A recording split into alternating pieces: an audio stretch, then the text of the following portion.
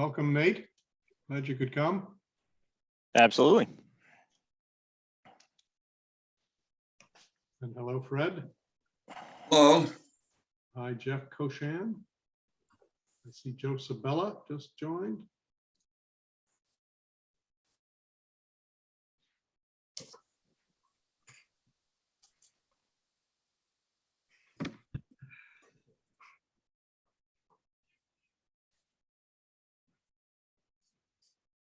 Joe, I gotta get a shirt like yours. Ooh. That takes me back. I found Actually, that up. I found that up in New Hampshire, and I saw it, and I just said, "Gotta have it." Yeah. So it's a real good throwback to the '60s. I think when I get far enough into the boxes in the attic, I'm probably gonna find one of those somewhere. Steve, for what it's worth, I got mine at the Dead Show last summer. Right. It's just saying, they still play, you know. They even have a section for the old guys. Works out well. Fabulous. Okay, I'm going to admit a phone number here because there's a limit to how much damage somebody can do on a cell phone, even if they, I don't think, I'd have to check this out, but I don't think Zoom's ever been hacked by cell phone.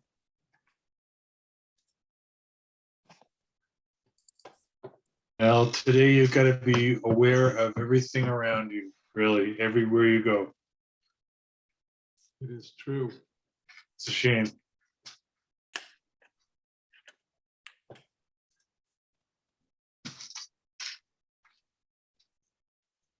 Well, good. It's just coming up to 4 o'clock, and we have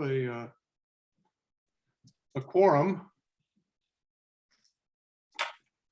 A couple of people have told me they will not be coming, or they'll be coming late, or they'll be leaving early, and that's inevitable, I guess. But we should spend a little time right at the end deciding whether we want to stick with a 4 o'clock meeting time or move it into the evening. We do have Scott Horsley lined up for our next meeting in 2 weeks, continuing our introductory effort. And he's going to prepare to lead us through the 1990 report. And we can discuss which recommendations were enacted and which weren't.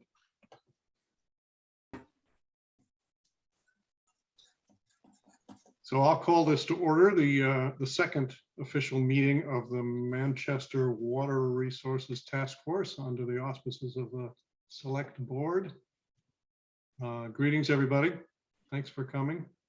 Today we have the privilege of, straight from the horse's mouth, Chuck Dam and Nate DeRosier giving us the basics, the overview of the water system in town and their take on issues. And I think this will be valuable because it'll save them from getting the same question from multiple working teams and whatnot. Although I've warned them, they're still going to be kind of the on-call experts in their subject matters for a bunch of the work we do. So that's the main event we have today. The other items on the agenda are to confirm which working teams people will get associated with. And I've got a draft version of that based on everybody's preferences, which worked out, looks like fine, but it's subject to people saying yes and confirming it. And then there's a few other bits and pieces. I guess while we're still waiting for a few more people, there are a couple of pieces of news we can cover quickly. One of them concerns budget, which is good news. And John Round, if you don't mind unmuting and telling us what's up with the budget for the task force. Yes, thanks, Steve. I think it's good news and good news. The capital budget, the way it stands, allocates $80,000 for our initiative. This is pending an affirmative vote of the budget at our annual town meeting, which is scheduled for April 25th. I've got to be pretty optimistic that that will happen. in the interim, and we're only talking about 6 weeks of interim time, if there are monies that need to be spent, they can probably be advanced to us through a reserve fund transfer. I don't think that that's necessarily additional money, but if the monies are needed for cash flow based upon certain requirements, we can access that. But we've got $80,000 to support our initiative here, at least for this coming fiscal year. If more is needed in the following year, well, that's a conversation for a time down the road. But we do have a pretty good chunk of money to get started and deal with consultants as we think makes sense for the information that we need. Excellent. And Thanks. that would be Thanks for, accessible, I think that would be accessible pretty much starting in April. I know that I've been in other situations where even though the fiscal year is July 1, no, they can work it out. Excellent. Excellent. And I know, Joe Sabella, you have a piece of news that's worth sharing. You want to unmute? Yes, yep. Thanks. I've organized with permission of Steve, which I let him know on any move that I do as chairman. And I've organized a meeting with Gordon College with the president of the college, Mike Hammond. My wife, Judy, is an alumni of the school. And I want to just reiterate and renew the relationship that we had about 15 years ago with Gordon College in pursuing and purchasing land around there, around Gravelly Pond. And I've been in touch with the secretary of Mike Hammond, and she has granted that. Steve said he'd like to be involved with the meeting, and Helen Bethel also, who was on the call, asked if she could be invited. So I just received word this morning that Helen, thank you again for coming, has been accepted to be invited. So it's Helen, myself, and Steve will be there March 14th at the meeting to discuss Gravelly Pond and also tobacco trails. How Gordon College is involved in that, it's very paramount to our water supply. I'm one of the founding fathers, and also Helen has been with us with CPA, and one of our mainstays has been to protect our water supply. So we'll continue to nurture that, and we'll report to the committee. If anybody has any questions that they would like to ask at that meeting, please send them to Steve, and Steve will in turn send them to me to ask those questions. It's Bravo, great. Joe. Thanks for Okay, doing that's it. it. Thank you. Thanks very much for doing it. It'll be at this stage, an introductory meeting more than any specific asks, although an opportunity for us to find out kind of where things stand in terms of Gordon's plans, particularly for the 150 acres that are in Manchester that they own, but more generally for the wetland and watershed areas. And Helen, I'm really glad you can attend, because Helen represents the earlier attempt to get this conversation going with Gordon. So you bring kind of the institutional memory to the conversation, which is really valuable. Okay, well, unless there's anything else urgent from anybody, I'd love to turn the microphone and screen sharing over to Chuck and Nate. The idea here is that they will present. They can tell you how long that's going to take, some materials, and to give us an overview, and then take as many questions and answers as we can fit in the next 45 or 50 minutes. Take it away. Thanks, Steve. So for those that don't know me, I'm Chuck Dam. I'm the DPW director. In the box below me on my screen is Nate DeRosa. He's the town engineer. So obviously, we have a significant role in the water system in general. And so there's a lot of information that we have on our day-to-day workload that, is obviously very relevant to this group, but also, kind of sets the stage for what we really can and cannot do as a public water supply. Now, that's not to say that, there's not initiatives or other things, this task force included, that the town can do, in terms of the watershed and, priorities and all those types of things. But there's certainly, a lot of oversight, as you'll see, when it comes to the water supply system and the, water treatment plants, the well, the distribution system, and all kind of the, people that we answer to on a daily basis, and we report to. So just want to kind of set the table with that. I will share my screen. Hopefully it works. Yep, go for it. To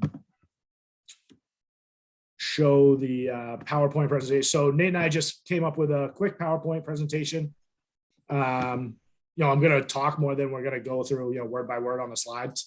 And then we also took your 14 questions and that you kind of had out there with all the different sub parts. And, some of those questions are, obviously much more open for debate and discussion and, certainly a lot more research.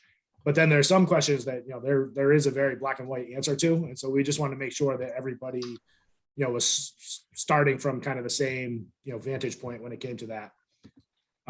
So hopefully, can everybody see my screen, Steve? Yes. I think so. Yep. And then now we have the slideshow. So, the just title slide. So like I said, this is very high level. I'm not going to go into, everything on these, but, just to kind of give you a sense of the regulatory kind of, jurisdiction that is out there. We answer to DEP on pretty much everything we do on the water supply and in the treatment process and in the distribution system. So, the statute, and I think that Mike is a lawyer on here, so he probably knows this, verse much better than I do, but 310 CMR 22 is, drinking water supplier, guidelines with all the different regulations that we answer to. It's available online if everybody wants to look at it. I'm not going to go into that one for sure.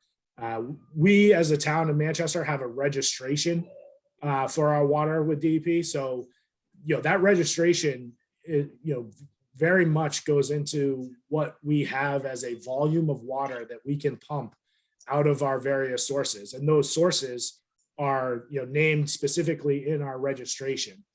And so like in our situation, we have the treatment plant, which is behind me on the aerial view here, which is Tobacco Road, but it's Gravelly Pond. And, we'll get into the, different pieces of that system and the well on Round Pond that pumps into Gravelly Pond. But, and then we have obviously the Lincoln Street well, but so those two, kind of main sources are what make up the drinking water supply of Manchester. And, we have a very detailed or set amount that we can take out of that. On an annual basis, what we have the ASR, which is the annual statistical report.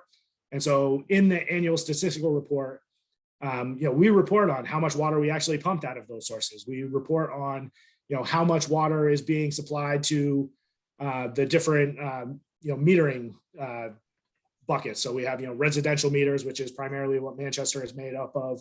Then we have some institutional or commercial accounts. And then we have, the municipal accounts, which would account for, town hall and the like. So, there's a lot of information in there that kind of answers a lot of these questions. And, we'll get into a little bit more detail on that later. And then we have the CCR, which is the Consumer Confidence Report that we do every year. And that's, available on the town website, which shows, all of the different testing that we've done, the parameters, if we have any misses of things that we've tested over the maximum contaminant limit. So all of that information is available in the CCR, kind of gives an overview of what we've been, going on an annual basis. And then we have our operators, we have contract operations with Woodard and Curran, who's the town contract operator for the treatment plants. And they're licensed operators that provide not only quarterly reports to the town, but also, for the subsequent testing and submittals to DEP. So, that covers everything again from, the individual chemicals that we put in the water, like your chlorines and your, zinc orthophosphates and your fluorides. We literally have that down to the gallon on all of those different parameters, and anything that we test.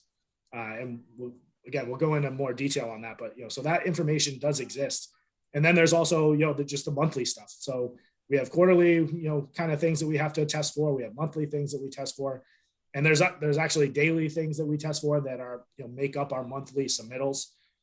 So that's all out there. We also have the swap, which is an older document now, but I know some of the people on this call have kind of pointed them in that direction when it comes to watershed management. I think my understanding is the swaps were kind of developed as source water protection documents after 9/11, when terrorism was a real concern, which is obviously still a real concern, but something that was basically implemented by DEP at that point. And so, it's a living document to this day, although I don't know that they update them all that much.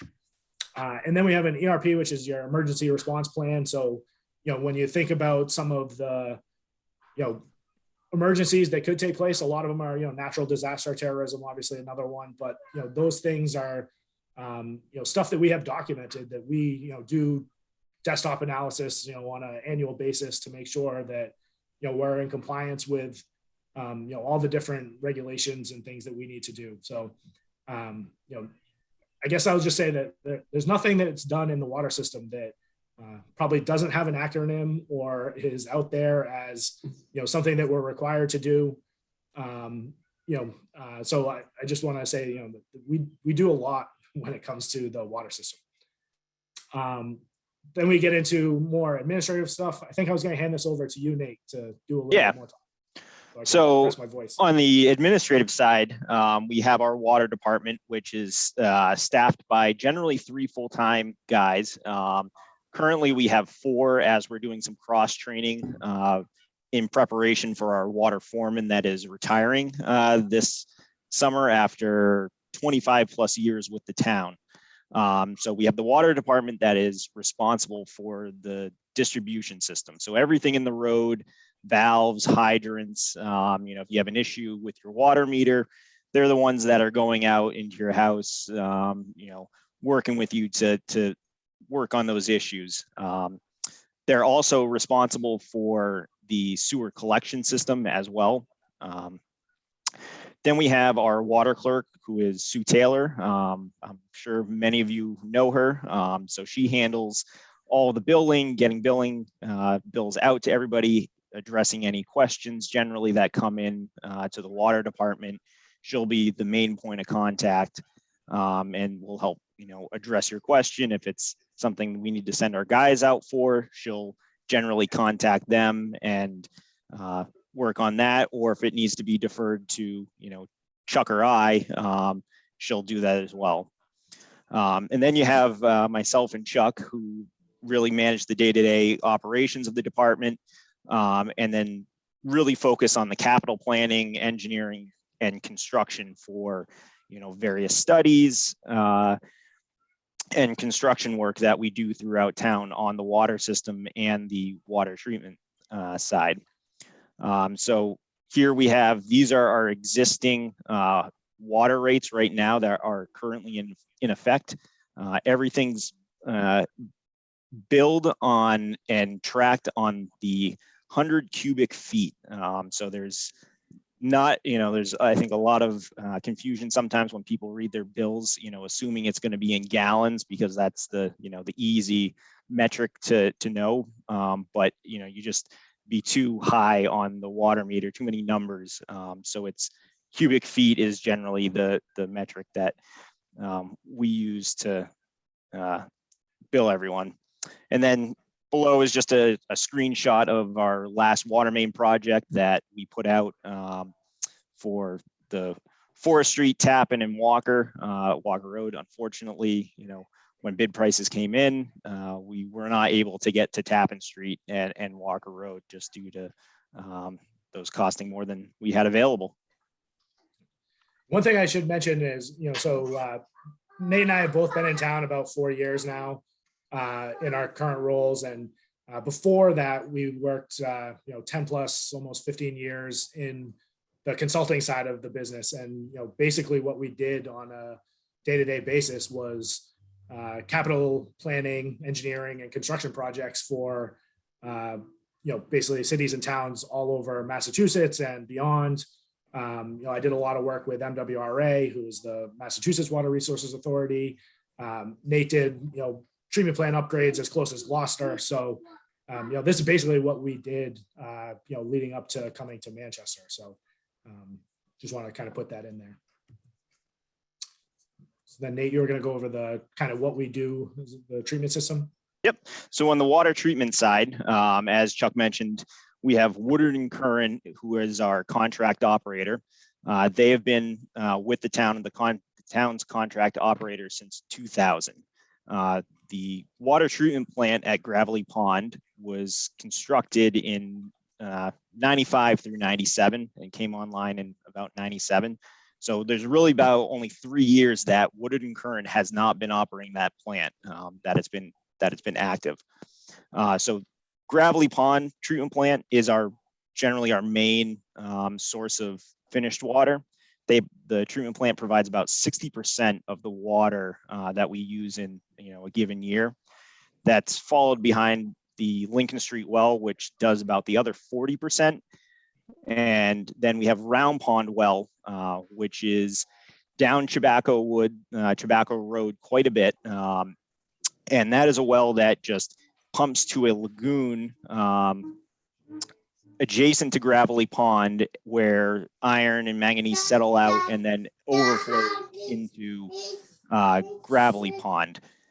Round Pond does not run every day, whereas both the water treatment plant and Lincoln Street do run every day. Ready to go on? Probably go to the next slide. Yep. So here's basically the process schematic of how water moves through the water treatment plant. I won't bore everyone to death with going through this in depth, but basically the general process flow is we have a raw water pump station that is down on the banks of Gravelly Pond. From there, it gets pumped up into the main treatment plant building, where it goes through. We have 3 mixed media filters. Along the way, there's various chemical treatments that we can go through on the tour. From there, it goes into our clear wells, where there's more chemical additions, such as fluoride. And then from the clear well, it gets pumped up to the Moses Hill standpipe water tank that's located on Pine Street, that you can see as you're coming into town. So this is a graph that Woodard and Curran provides us and tracks the data that they collect daily. So every day we know down to the gallon how much water is produced by both the Gravelly Pond water treatment plant and Lincoln Street well. So what this graph shows is the 12-month rolling average, which is basically if you take the water produced every single day for the entire year, and then divide it by 365, you get, a daily average. And that average moves every day, continues on going on, each day, and goes back 365 days. So it's a kind of a way for us to tell how good we are being over the course of the year with our water consumption.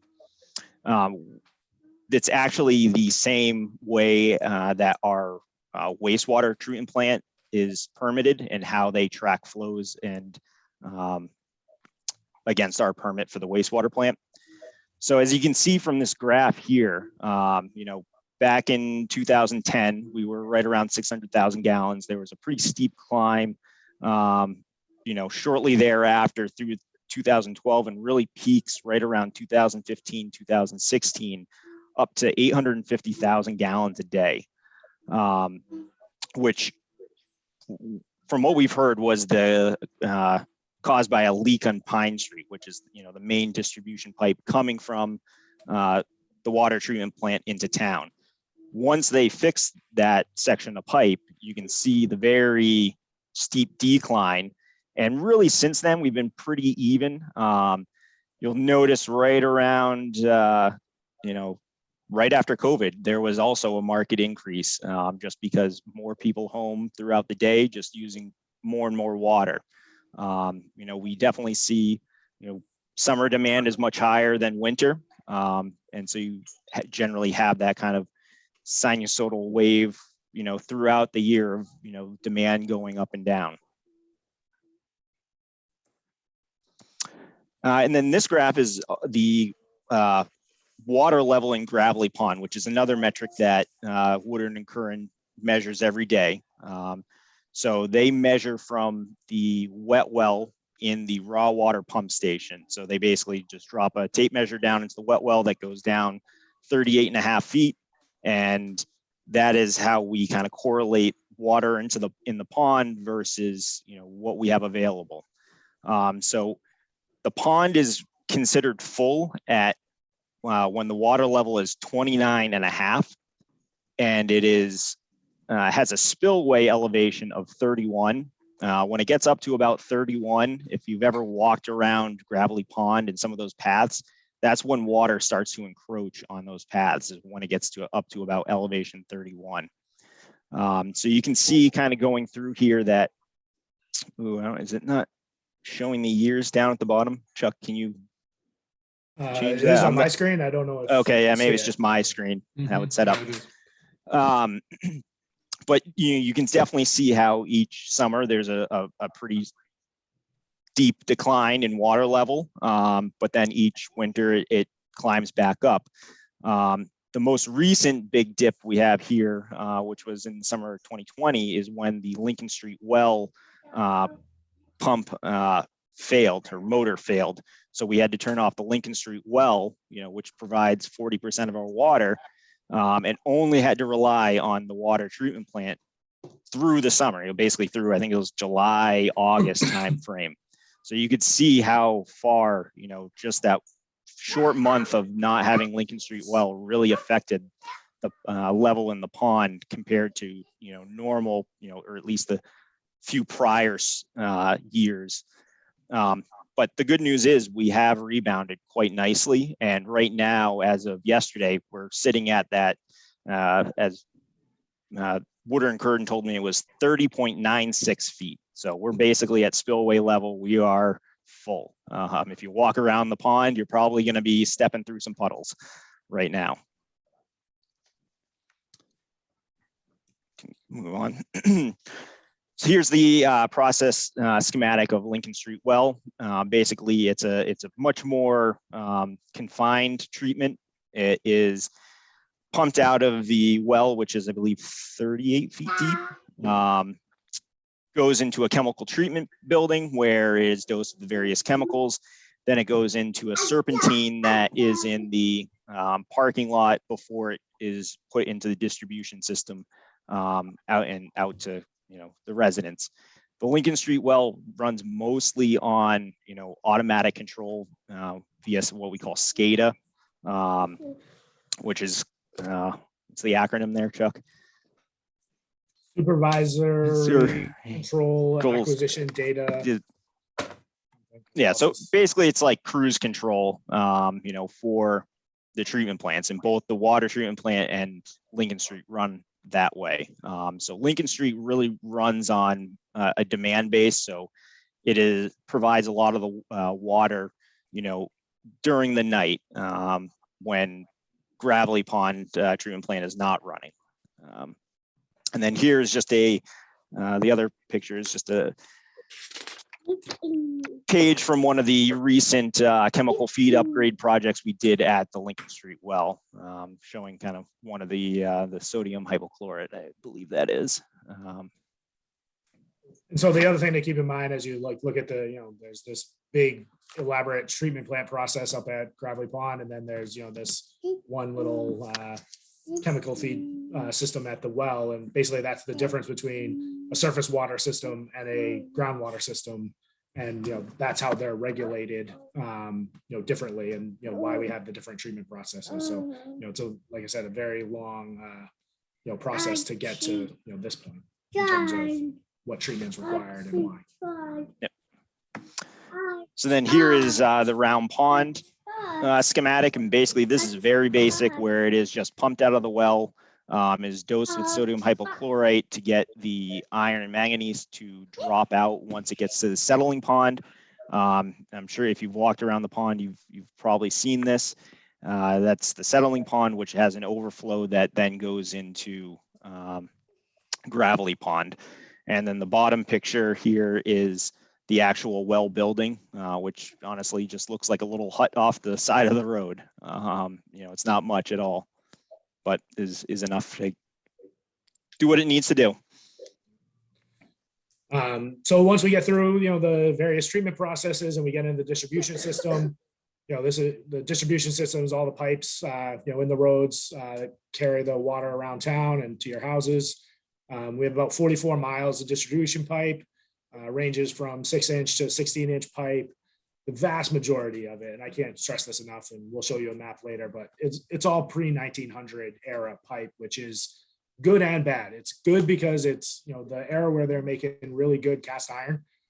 It's bad because that cast iron was unlined and it gets heavily tuberculated, which, causes, all the iron and manganese to fall out in the pipes and just build up on the walls, pipe walls. It's also not so good in saline environments. So there's a lot of saline environments in Manchester by the sea. There are areas where the pipe's in really bad shape, but the majority, I would say, is away from the ocean, is in fairly good shape. Then we obviously have, everybody has a water meter at their house, which they get billed on. We've done various valve replacement, pipe replacement, fire hydrant replacement, on a rolling basis throughout town. I would say, all the hydrants in town right now, except one, are, in working order, and that one is tagged out, and, the fire department's aware of it. And so, they're not going to show up at a fire and, try and operate a hydrant that doesn't work. We're really just waiting for parts, and then we'll, fix that hydrant. So, in general, the general maintenance is good. It's just everything's 130 years old, which, contributes to some of the issues that we have with water quality and reliability. So here's the water system age map that I bring everywhere. So basically everything in red is pre-1900. So it's a lot. It's, probably 80 to 90% at this point. We started when Nate and I got into town, when we were doing some of these bigger capital projects. We had a lot of breaks on Raymond Street, Ocean Street, Boardman Ave. And so those are kind of where we've been spending our money to replace pipes.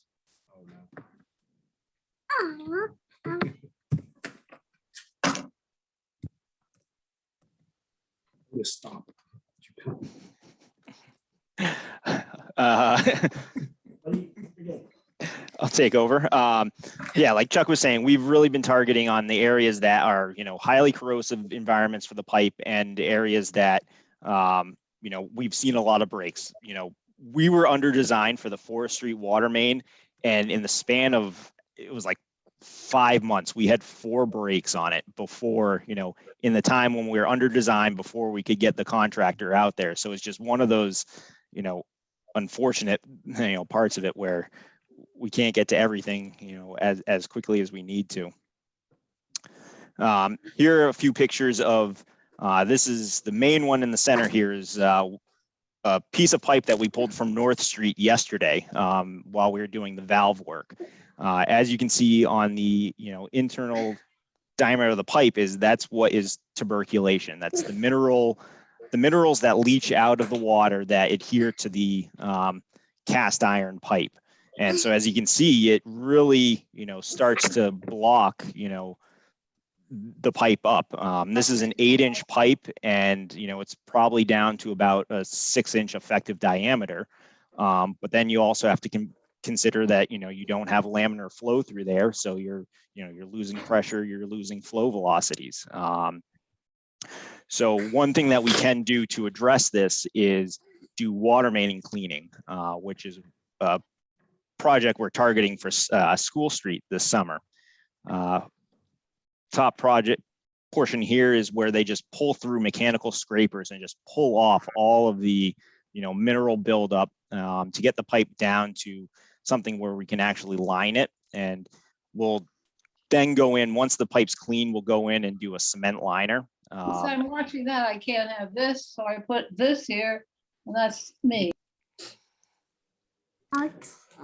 So that bottom picture is after the cement liner has been sprayed on the pipe. And once we do that, the minerals really have a, really don't stick very readily to, and tuberculation doesn't form on the inside of cement lined pipe.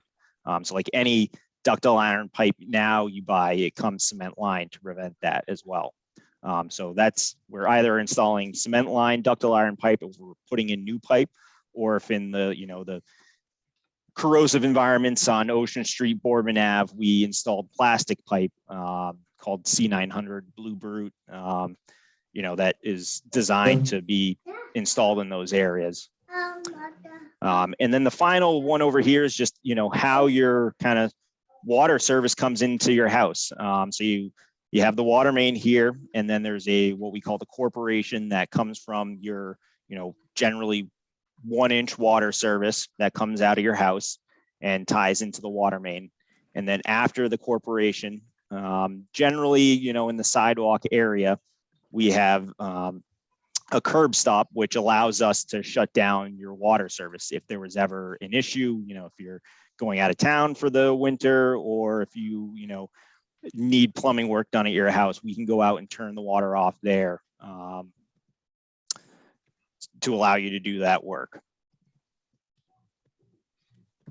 All right, I think that ends our screen presentation. A couple other things I just wanted to kind of show everybody, just do a quick scroll through, but this is our 2020 ASR as it was submitted to DEP. It's not showing. Hopefully it comes up in a second. It's not showing on my screen yet either. Oh, here it is. Do you see that? Yeah. Do you see that, Nate? No. So this, you can or can't? No. Still change the window that you're sharing, probably. Gotcha, yeah.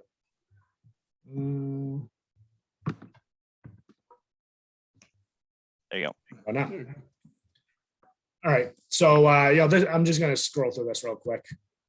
Hopefully, everybody's boxes are. So this is our public water service ID. This is all of our kind of pertinent information. But of more importance to this group is probably it has goes into detail about the number of service connections. How many meters we have. It will go into, the IDs of all of our infrastructure, basically, the different types of chemical processes we have at all these different things and what they're for. So if we change anything, year to year, then it would show up in this report. However, for the most part, things don't really change once they're kind of implemented on a treatment level.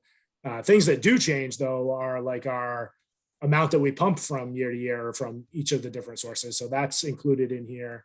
Hopefully I can get to it. It's a very, this is a 41-page report when it's all said and done. Goes into our, let me just see if I can make this a little better.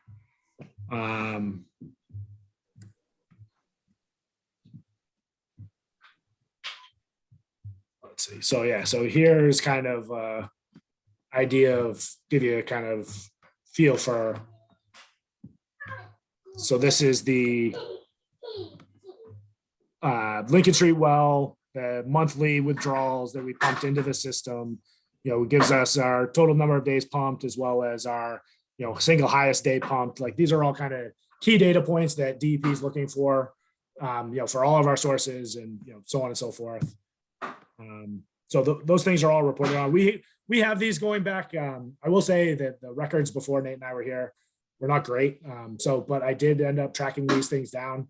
I'm sure if I asked DEP very nicely, they would, send them to me anyway, but we were able to get them from some of our previous consultants that had them. So this, goes into our finished water amounts from assume gravelly pond, maybe total. I'm trying to get to the end where I can show you kind of a higher level So here's the number of miles of main that I referenced is here.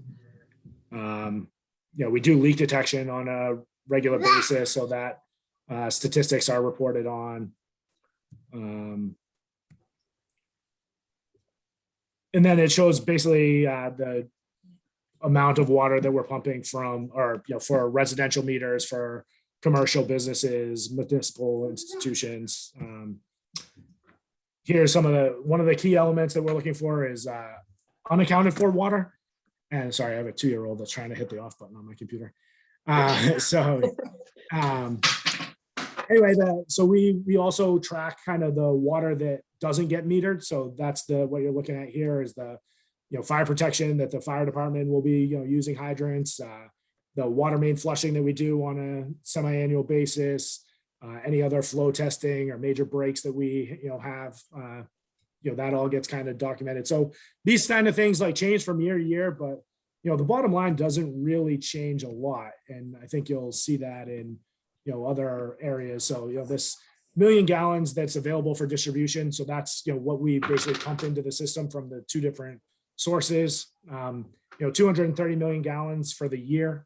I think our registration is like around the 262 range. It's on a different slide, but in general, we're right around it. We're not over it. And then you see this unaccounted for water statistic here of 25%.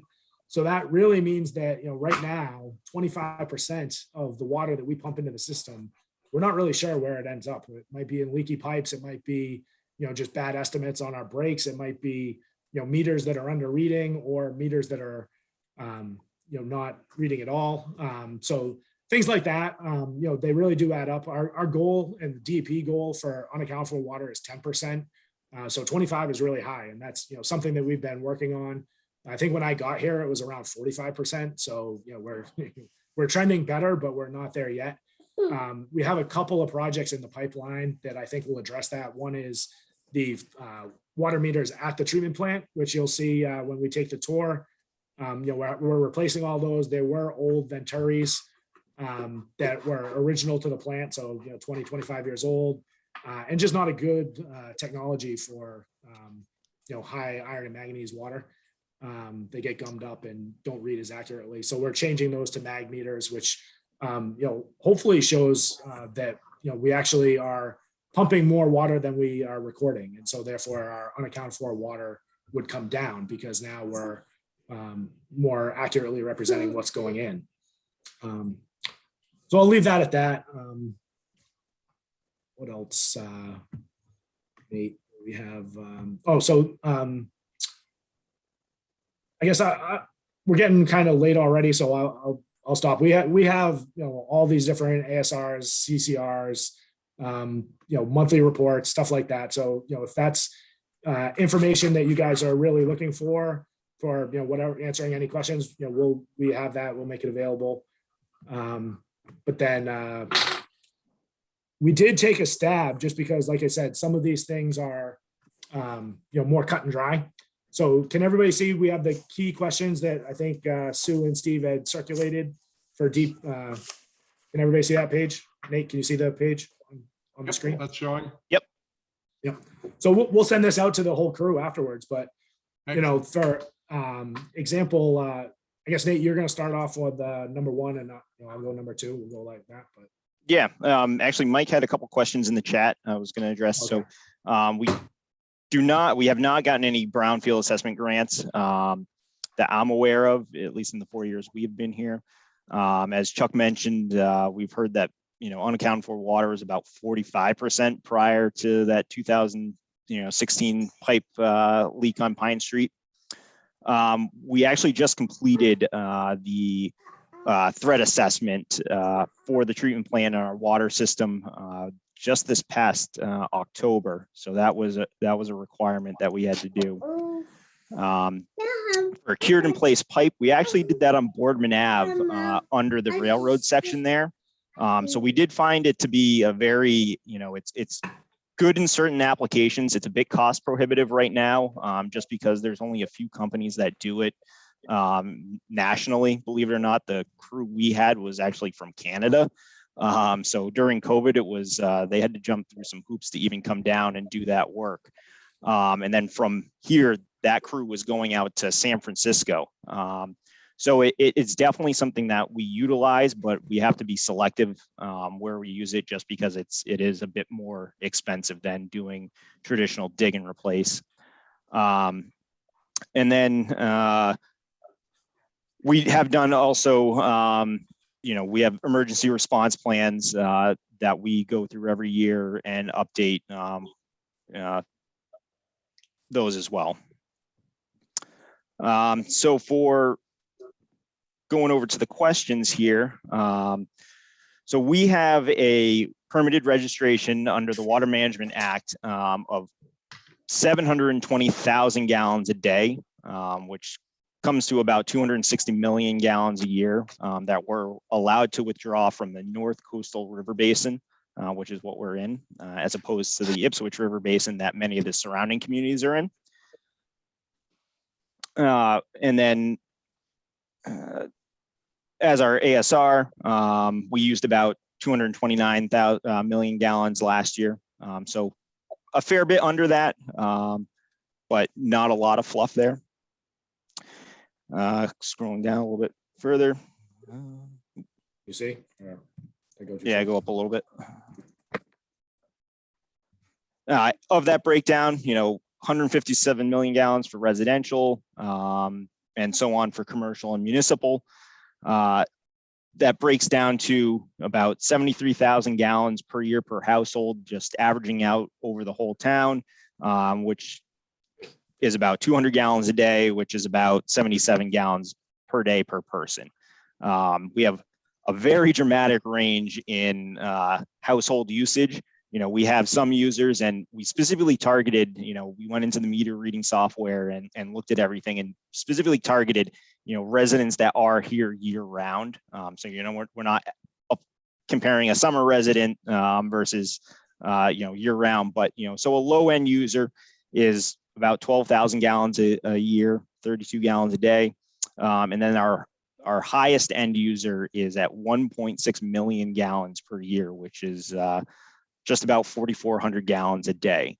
I'd be, that a bulk of that is going to be on irrigation. Maybe they're filling pools. Hard to say. We really don't know after it goes through the meter. As I think I mentioned earlier, we definitely see seasonal variations in usage. Normal winter day, we're using about 400,000 gallons per day, and then it jumps up to about 800,000 gallons a day during the summer. We generally, last year, we had a peak of around 1.2 million gallons. Other summers, it can go up to 1.4, 1.5. It really depends, on the summer, how much people are watering is really the driver there. Yeah, I'd say the summer population probably increases a fair amount too, but in general. And then I think this basically summarizes what I showed in the 12-month rolling average graph there. So then jumping down to number 2, Chuck. Yeah, so like we said, the unaccounted for water is definitely problematic. We'd like to do better on that. I think we're making progress both on where we have leaky pipes. That's directly related to our unaccounted for. I think that's probably how we've gotten from 45% down to 25. Then the next kind of big kind of low-hanging fruit to look at is the meters. So we're already underway on the meters at the treatment plant. The next step will probably be to meter, the revenue meters, we call them, at the different houses. Our metering infrastructure is probably 20-ish years old. I think maybe 15. 15, to 20. yeah. So that's about right to start planning a new one. So 20 to 25 would be the kind of sweet spot. I will say we do change them on a rolling basis quite a bit. So, when people are building new houses or, just that they have a problem with the old one that breaks, we replace it. But, it certainly could be. And the other thing is when those type of meters fail, they usually are under reading. So that's, if every meter is under reading by 2 or 3%, that makes up a big percentage when we get there. We do annual leak detection. So, where most of those leaks will, be on the service side. So that detail that Nate showed on the service going from the main to the house. People fix them, we fix them if they're on our side. But they're not really, it's hard to kind of identify how long it's been leaking and how much water we've lost for that. So it's, it's more of an art than a science. Like I said, the Venturis, I'm guessing those are, or I know that they're bad. We try and calibrate them annually and they just don't calibrate well. So that's kind of the story on those. Like we said, the pipes are, predominantly from the late 1800s. So, they've had a good run, but, we need to replace them as much as we can when we can. So, we've been doing about $1 million a year worth of capital in today's kind of environment. $1 million doesn't go as far as it did, when we first got started, just, due to, all the different, factors that you hear about on the news every day, whether it's COVID or supply chain or just inflation in general. So workforce is another issue. So all those things, really do impact us. And on a, municipal planning level, it's hard because, our budget is our budget once it's approved at town meeting. So we do as much as we can with the money we're given. So we've, like I said, we've been doing the water mains around the ocean. We'll be doing one of the ones that are, more likely to break. And then, now we're looking at more, some of the kind of superficial stuff, the, heavily tuberculated mains that, have issues with water quality and reliability. So I'd say we're in the right range. We're doing $1 million a year. I mean, we could certainly do 2 million or 3 million, but we have to be able to sustain those with either rates or taxes, and nobody's looking to pay more when it comes to that. And I think it might come up later on, but also I would say we do look for grant opportunities whenever we can, and there is certainly right now stimulus money that's available. We're putting the ARPA funds that were dedicated to water and sewer towards some of these projects, but they're not to the tune of millions of dollars. And hopefully if the Build Back Better bill goes forward, we'll be earmarked for some more money to do this work. But I will say in general, a lot of that money goes to the state revolving trusts and is distributed, and that's really meant for, or is given to high priority for either environmental justice communities or communities that are out of compliance, which Manchester is neither of those really.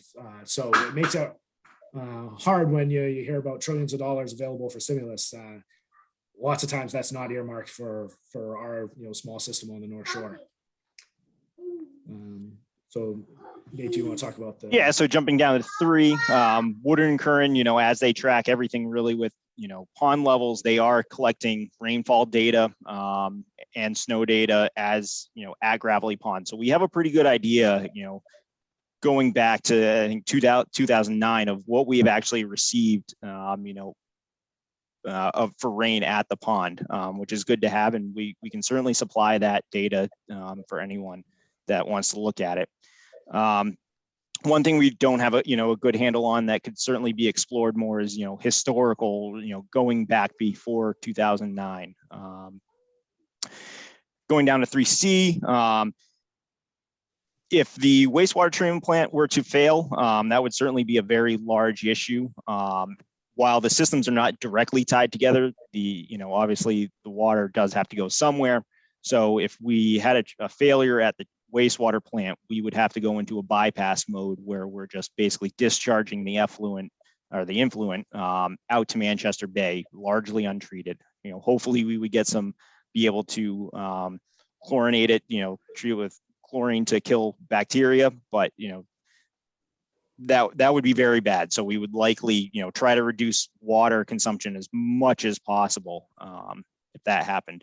If the water treatment plant were to fail, we would have Lincoln Street well for some essential water, but we would certainly be in a pretty hard position where we would need to potentially look at activating emergency connections with Beverly and Gloucester. These do come with their own set of challenges because of different, water chemistry between the systems and just different, hydraulic grade lines through them all. I know back in, I believe it was 2015 when the water treatment plant roof failed, they had started to activate those, under the assumption that the water treatment plant could have been out of service for, a significant period while they were addressing the roof there.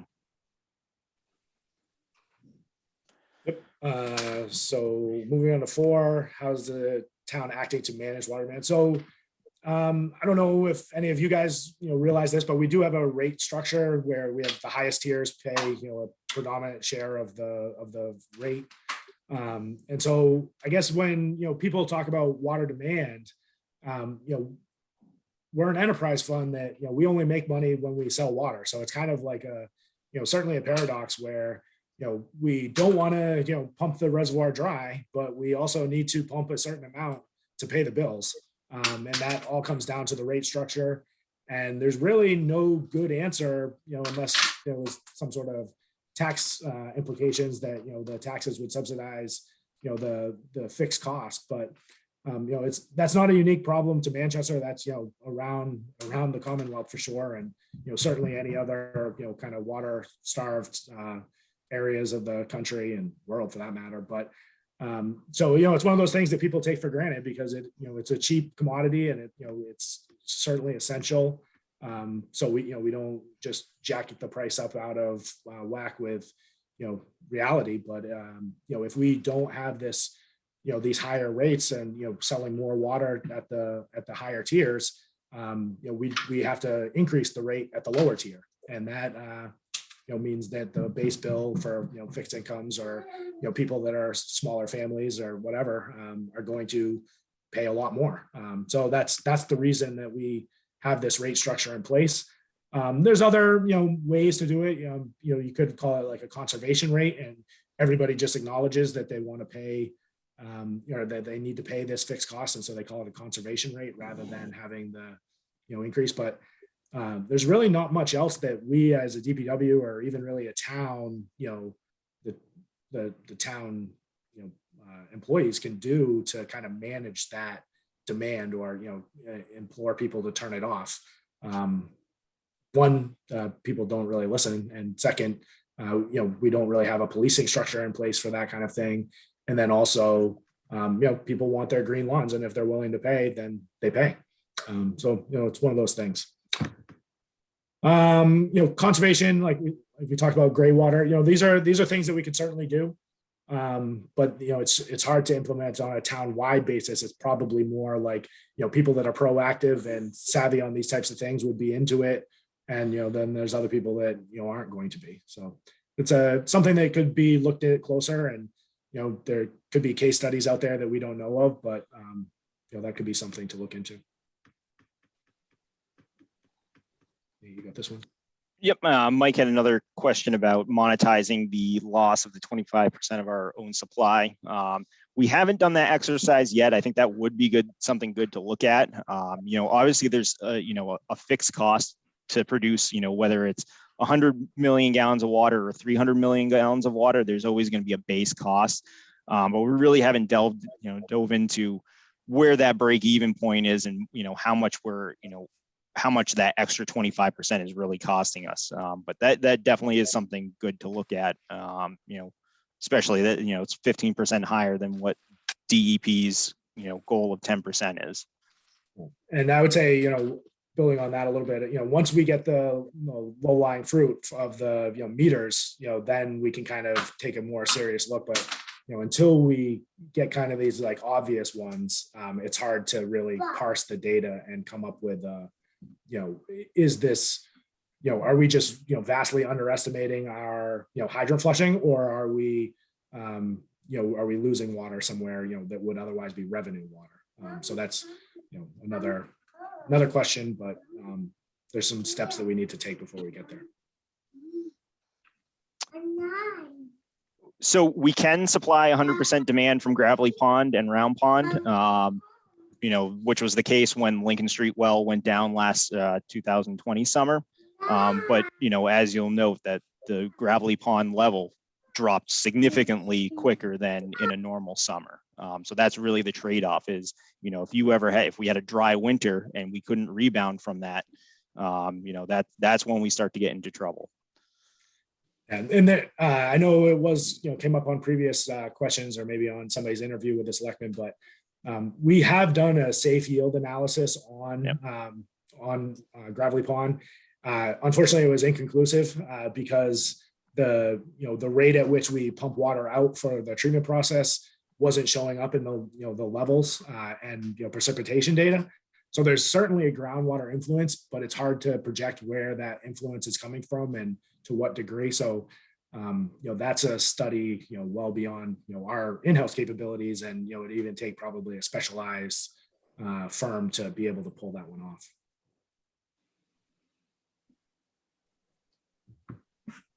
Not sure where we are, Nate. Are we on 6? Are we on? Yeah. 6?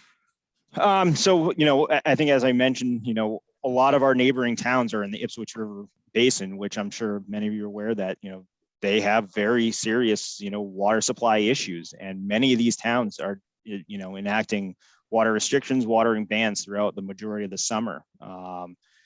Danvers a couple of years ago had a major failure at their treatment plant that, even exacerbated that further. So it's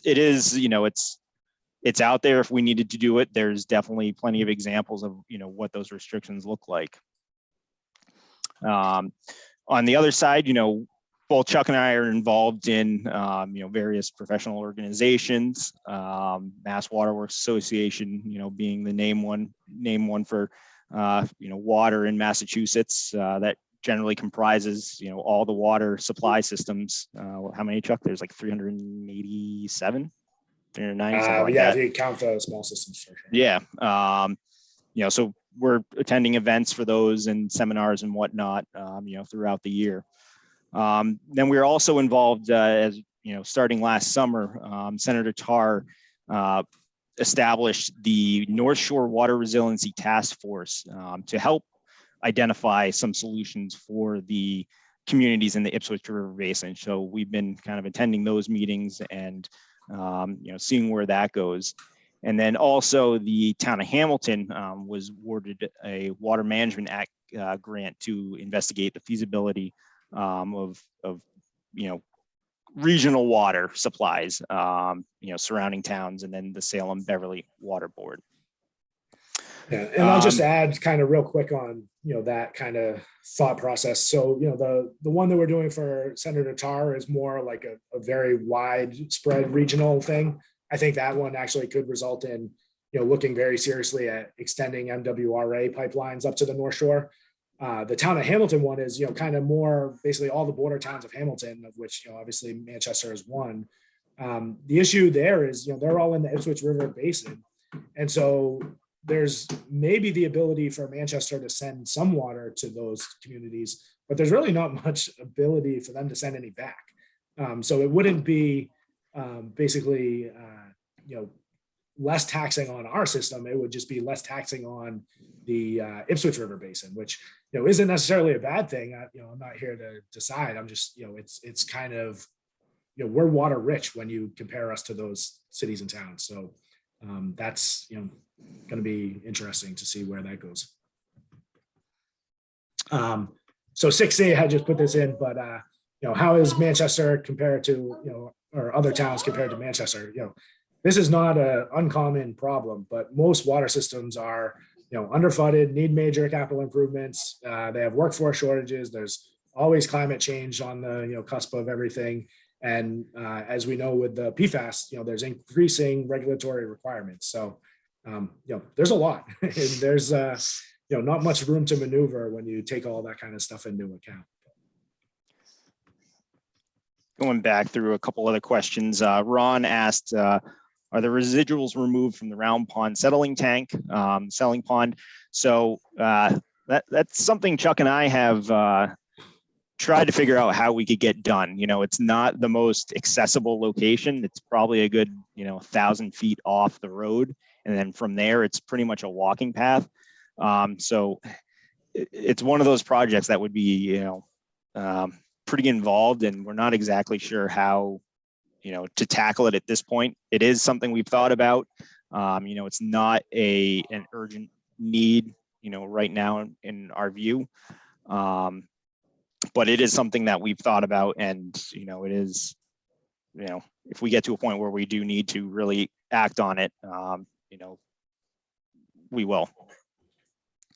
And the other thing, it's not really like processed residuals in that sense. It's, Yeah. it's minerals that are being oxidized out of the water and basically left in the lagoon. So, I'm sure the DEP could make the argument or, and implore us to do something about it, but it's also not really, it's very much a gray area, I guess.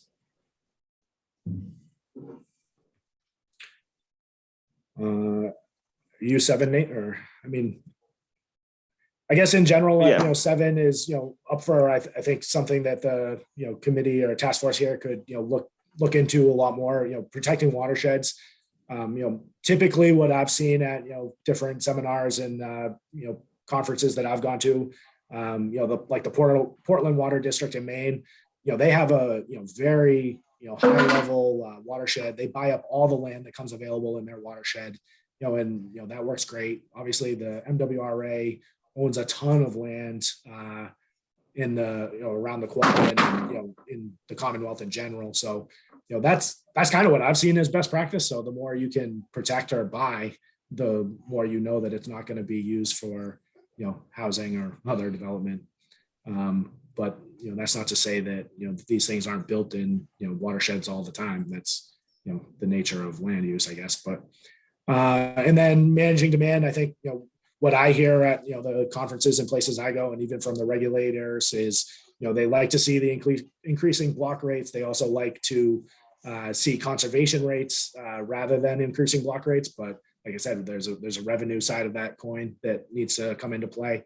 Certainly that's something that could, warrant more research. And I will say that Eli Bowling, the current selectman, he's the one that, ran some, I think it was Python, but he ran computer code to kind of look at the elasticity of demand and, amount of pricing for the different tiers. He can talk a lot more intelligently about it than I can. He did it before I was involved, but so, there was a lot of thought and, research done at the time those were developed, but perhaps that's something that could be looked at more. And then long-term planning, from where we sit, there's a huge backlog of, piping ground that needs to be replaced and needs to be,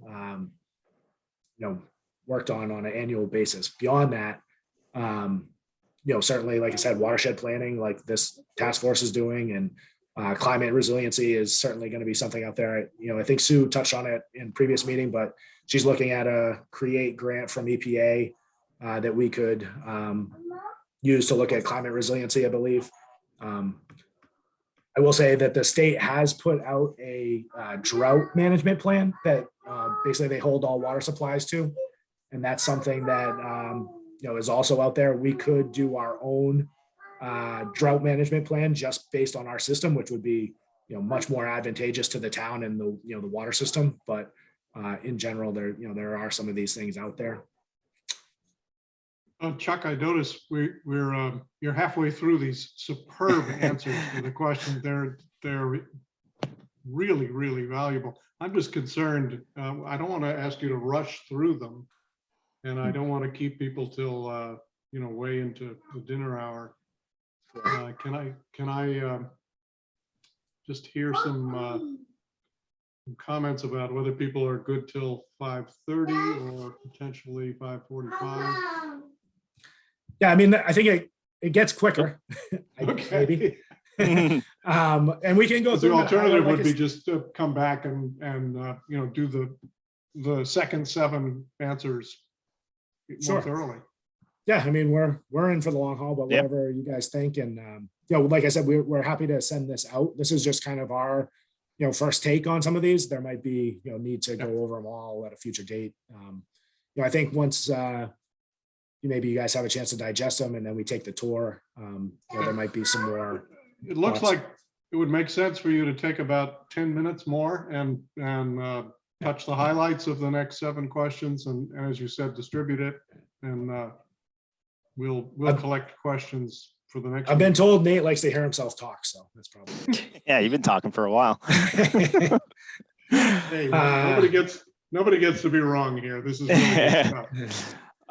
So really the next big thing that's coming down the pipeline for us is Pfas. So I think, we can touch on that quickly right now. So Pfas is the emerging contaminant, which is perf and polyfluoroalkylic substances.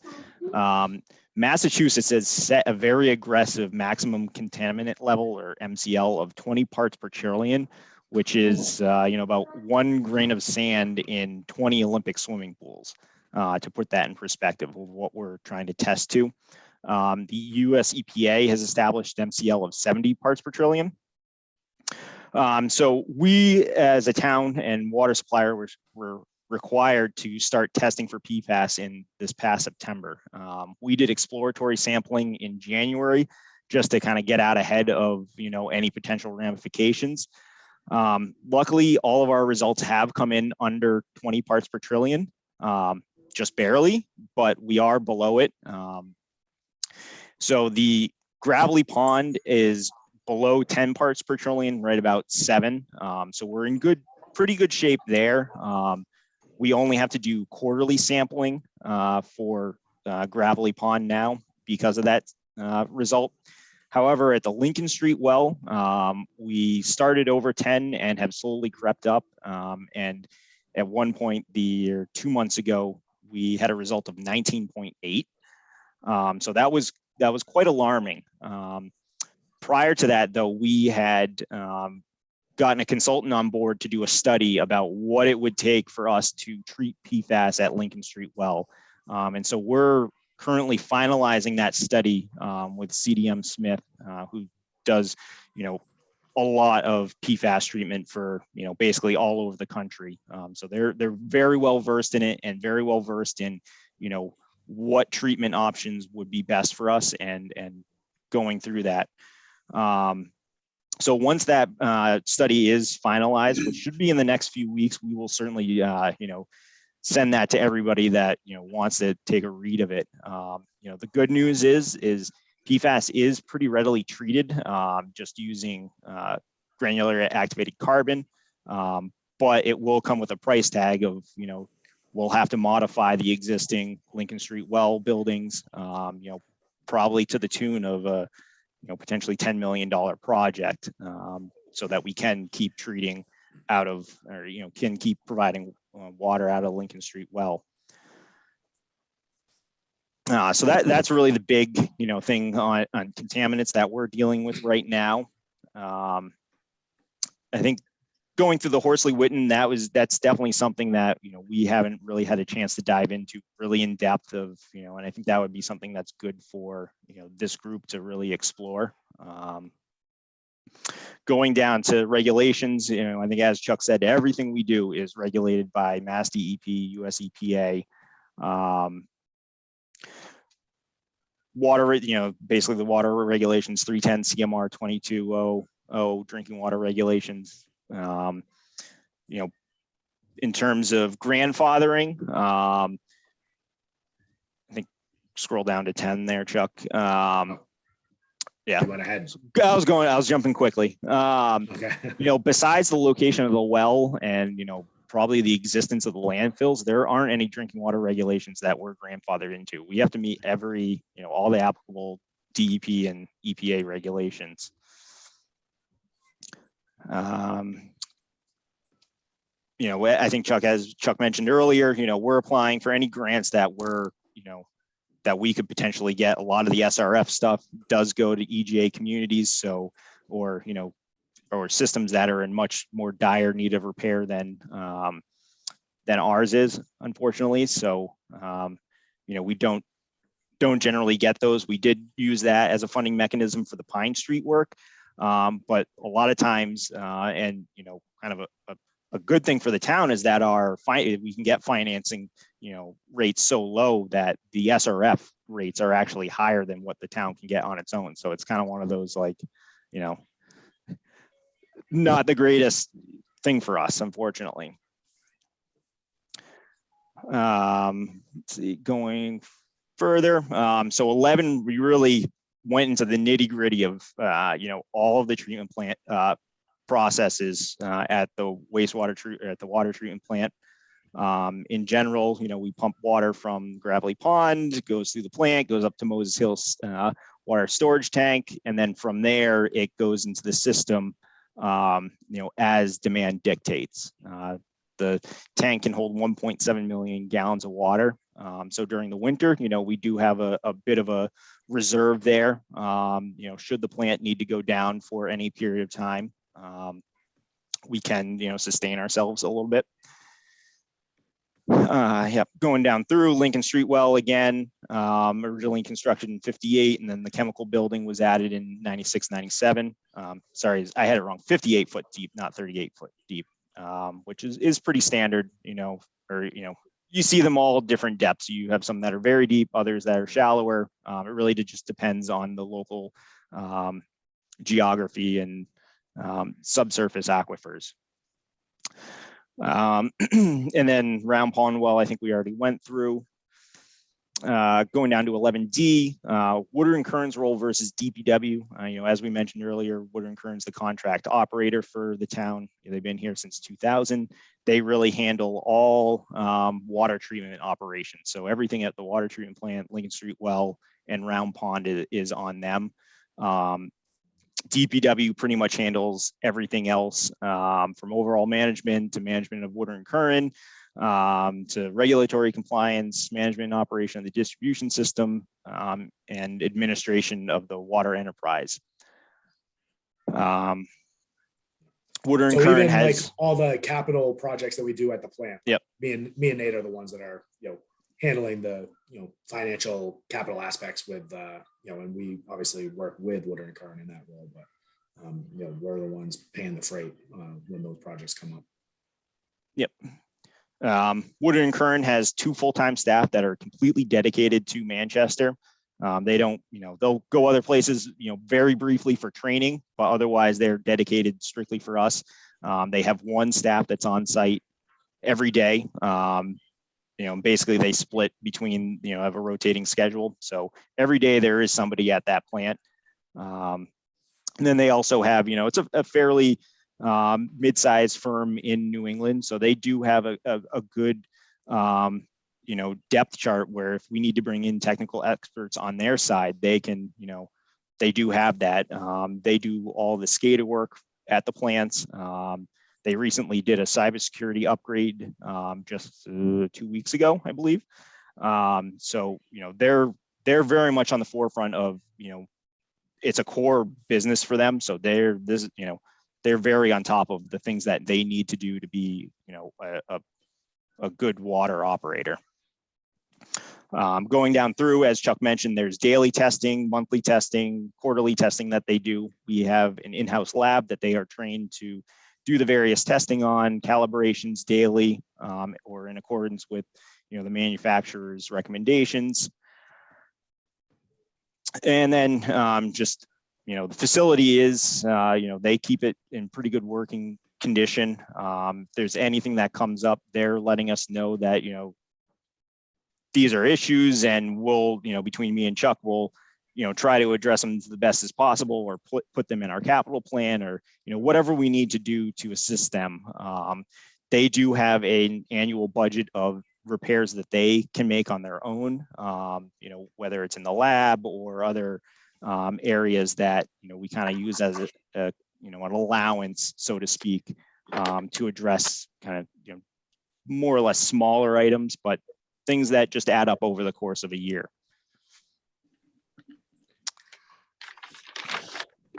So I guess, so on 12, I mean, that pretty much sums that up. I mean, we won't dwell on that anymore, but, this number 12 here, I guess, is more, I think that's, good information that, the task force will be looking to get, whether it's your reaching out and doing some sort of poll or, different survey responses. So that all, sounds good to us, and certainly we'd like to, help and be involved, and certainly want to know what the data says on that. you know, and then what other people are doing with the filters or bottled water, you know, everybody, you know, does that kind of stuff. So it'll be interesting to see. 13, options for increasing quantity of our drinking water. So this again is, you know, kind of one of those double-edged swords. We don't have really any options for increasing our quantity when it comes to our registration. So that registration number is pretty much set in stone. I don't know if we got into this before, but you know, in the 80s, when they gave these registrations out, they were based on basically what cities and towns had for historical records. And then they said, okay, that's basically your amount, that your registered volume that you can have. And then some cities and towns, you know, since the 80s have gone over that, they've had development or whatever. And, you know, they've had to go back and get permits. And that permit process is a lot more, you know, they're going to be looking at what's your unaccounted for water, what's your residential use per capita, you know, what are your increasing block rates or your conservation rates. And, you know, if you're not meeting, you know, kind of those metrics, then they're going to say, well, you need to just institute your own. They're not just going to give you a new source approval, or they're not just going to say, oh, you know, take another, you know, couple 100 gallons a day out of the pond or, you know, the ground or wherever. So, you know, that's one of those things where we don't really have an option for increasing before we, you know, get those other things in check. And then even to increase them after that is a very long and expensive process. So, you know, it's hard to imagine a world where we would be, you know, adding sources that aren't coming from buying water from a neighboring town or MWRA scenario or something like that. So I guess we'll leave it at that. It might be, you know, a question for more debate and, you know, further discussion. So that, you know, that goes for, you know, tapping into, you know, and like I said, our neighbors especially in the Ipswich Basin, you know, they're not giving us any water, I don't think. So that's kind of the whole idea. Certainly we can curtail outdoor use, or we can, you know, do some more, you know, conservation measures, which conservation measures are good, but we have to understand that comes at, you know, the expense of the bottom line. And then we get into 14. So protection, that's what you're saying about the, you know, watershed, buying land, you know, hoping to, you know, conservation restrictions, those types of things are all, you know, very good. You know, we do have 2 landfills that we, you know, one in Manchester, one in Hamilton, that are in very close proximity. So, you know, we do sample those on a regular basis for a whole suite of, you know, other regulations that we have to answer to on the solid waste side. And so that's, you know, that's kind of where that stands, but, you know, certainly, you know, it's top of mind what's going on in the system. So I think that's the, you know, the quick version. I don't know, is there any other questions, Nate, in the chat? Yeah, sharing. so Gordon asked if we've gotten the second lab result back on the Pfas that we were talking about last meeting, and actually we have. We got it back today. So we did split sampling and sent the sample to 2 different labs. One came back at about, was it 10.5 PPT, and the other came back at 16 and 16.7. Is that what it was? So there is definitely some discrepancy there. Not sure how we're going to handle that. I think we're going to continue to do the split sample for the next couple months to get some more data points on that, and then probably go to quarterly after that, because the testing is quite expensive, unfortunately. Let's see. Treatment for Pfas is there's a few different things that you can do. Granular activated charcoal is one, or there's anion exchange, which is another, different polymer based, and then you can do like reverse osmosis. But CDM, kind of the initial read on what our Pfas makeup is. CDM believes that GAC is going to be the most likely choice for us. We will do some pilot testing to kind of confirm that, so we're not just going in blind. We will run various medias through to see what actually works for us, what has the best longevity. We'll take all those O&M costs in. One media extracts it all, but only lasts for 9 weeks versus another that lasts for 6 months, those are the things we're going to need to consider, and just, all those kind of life cycle costs. So CDM is looking into that, and we'll be providing an opinion of probable construction cost on the building as well. So I think I saw Ron had a kind of point there. They are, CDM is doing a cost that, very study level cost estimate, going through everything based on previous projects they've had, and just kind of sizing what we do need. The $10 million price tag does include doing green sand filters, which provides additional removal of iron and manganese, because that would, if we sent the existing raw water into the GAC, the iron and manganese would basically foul the GAC and clog it up quicker, so it would reduce the life cycle of it. So adding that green sand in will help extend the life cycle of the GAC. But also represents probably 40% or so of that cost. So Yep. It's a $10 million PFAS project, but $4 million of it is for iron and manganese. But that would be actually, it'd be a good thing for our system, because that is one of the kind of the main, water for sure. quality issues we have, is the iron and manganese. Are there any other questions?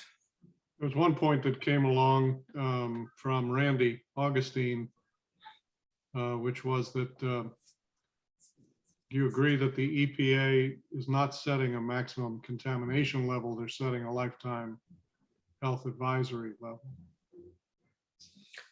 I think that's what it is right now. I think they are looking at actually sending MCL, but it's probably not going to be, well, I don't want to guess, but I would suspect that whatever they do, Massachusetts will be more strict, and Massachusetts has primacy on drinking water in the state. So we're probably going to be in for whatever Massachusetts does, no matter what. Gotcha. Yeah, this is Randy. Yeah, right now the MCL is what you have to adhere to, basically. Yeah. Because Massachusetts set the MCL. But yeah, I just want to make that point. EPA does not have an MCL yet. It's called a lifetime health advisory limit, which has a different enforceability to it than an MCL. And that's Great, very helpful, Really thanks. good And description. boy, I'm bowled over by the amount of time and effort you guys put into answering these questions. Thank you enormously. We're still going to be coming to you for more Q&A, but this gives us a lot to digest. I was actually going to call this kind of like drinking from a fire hose, but that's a terrible metaphor for this task force. Any other questions that can't wait? People want to pose? There's one about just why Lincoln Street is probably higher, I think, is the question for the PFAS. And, I think, in terms of where our well is, it's certainly the proximity to everything else that's going in town. And, I don't know how much, you guys have all looked into PFAS, but it's everywhere. And it's, everywhere at a very, we're talking about a very low level. So, I think that there's, possibilities that, the schools and the construction and just there's a gas station up the road. There's all sorts of stuff like within close proximity to the well that may be influencing the PFAS. So I think that's the reason that it's higher. I think the groundwater influence up at the pond, it seems to be that the groundwater goes gradient goes the opposite way from the pond. So the landfills, we have tested the landfills, and they do have PFAS in some of the monitoring wells, but it seems to be going, migrating in the opposite direction of the pond. So that's, I think, helping us there. But yeah, that's fairly important. Thank you. Yeah. All right. Well, again, bravo, and much above expectations. Thanks. There's two other things I want to make sure we do in the remaining few minutes. One is to show you what emerged from each of you expressing a preference about being on a working team, and that looks like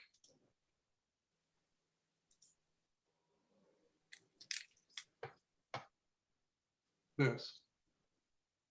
Let me punch it up a little bit here so you can see what I did.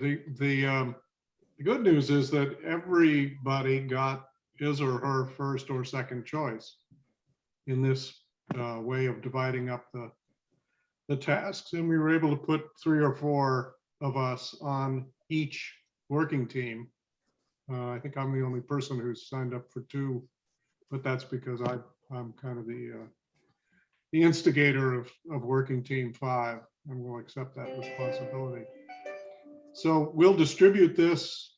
Take a look. It's preliminary, obviously, but one thing that would make a lot of sense to me is if these make sense to you, or if you reassign yourself, let's see if we can find a team coordinator who could, in the next 2 to 4 weeks, have a conference call or a Zoom or something among the 3 or 4 that are on this list, and there'll probably be some others added from the citizenry in the next few weeks, to look at the other columns on this thing and say, are these the questions we need to answer? Have we already got answers from Chuck and Nate?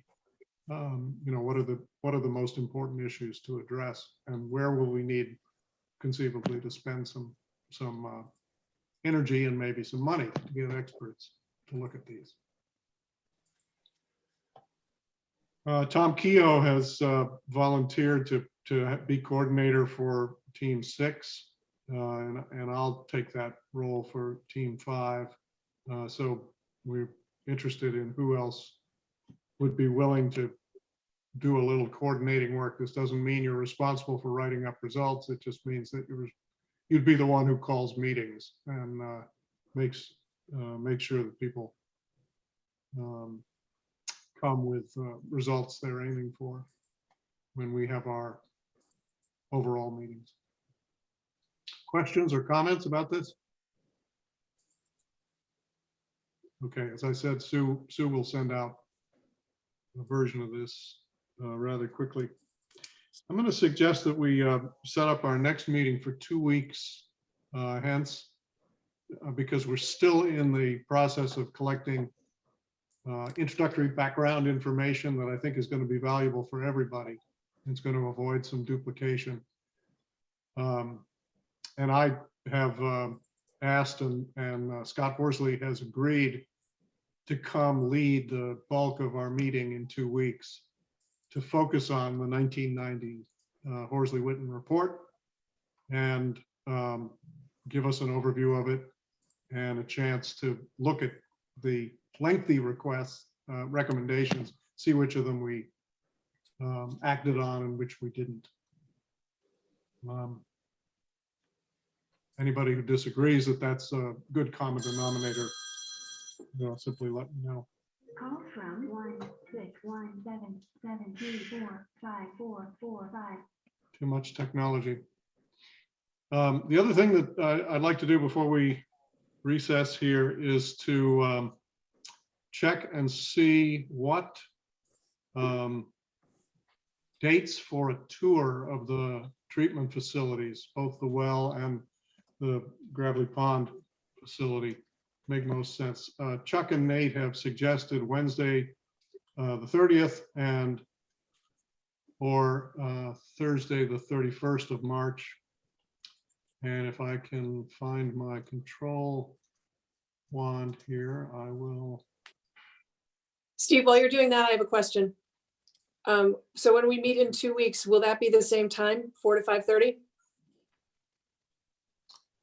Let's hear some opinions about that, because I know for some people, childcare and other things, heroic effort, by the way, Chuck, to contain the youngin. Is 4 o'clock still a good time for all those attending now? Or would 6:30, 7 o'clock work better? 4. 4 o'clock is better for Wales. Okay, 4 o'clock. Caudale. any votes for 6:30, 7 o'clock? Anytime after 5. Yeah, that's better for me too, if possible. Okay. I hate it when Zoom, there it is, sorry, hides the control system. So let me just ask you as a last task here to quickly answer this. Oh my goodness, I can't run a poll, Sue, while you're co-hosting. Can I remove you as a co-host? Absolutely. Okay, let's see if that'll work. Nope. All right, well, if you would be good enough to indicate in chat whether Wednesday, the 30th of March or Thursday, the 31st of March is better for you, and whether sometime in the morning or sometime in the afternoon. So you got 4 choices, morning or afternoon, Wednesday, the 30th, Thursday, the 31st. And while people are doing that, should we say a 5 to 6:30 meeting in 2 weeks? People seem to be interested in the after 5 o'clock timeframe. Or we could do 4:30 to 6. I just want to make sure everybody's going to be happy.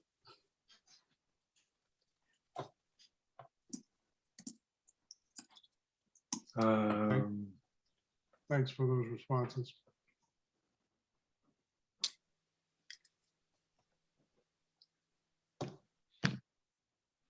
I have no idea whether adjusting it slightly is going to help, but let's try it and see what happens. We'll make it 4:30 to 6 at the latest. Okay. For Wednesday, March 16, right? Yep. Yeah. And can I move to vote on the minutes from last meeting Yes, that I please. sent out to everybody? Anybody who's read those who has a suggestion for a change, I speak got a up. little bit of feedback over the course of the 2 weeks. So I've made some Good. adjustments and All right, then I'll move we accept them as adjusted. Is there a second? Second, I'll second. Thank you. All those in favor, actually indicate if you object, please. By raising your hand or making a noise. Hearing no objection, it is unanimous. Thank you, Sue. you're welcome. Good job keeping them going. And I think that concludes our broadcast for today. Thank you, Chuck and Nate, for the presentation. It was super informative. And Absolutely, happy to do it. I'm sure Thank you. there'll be some We'll follow-up. shoot that to you, Sue, and you can distribute the Yep. the answers and everything. Yep, that'd be great. That would be very helpful. All right, thank you. And keep those cards and letters coming in and we'll reconvene in 2 weeks. Thank you, Thanks, everybody. Steve.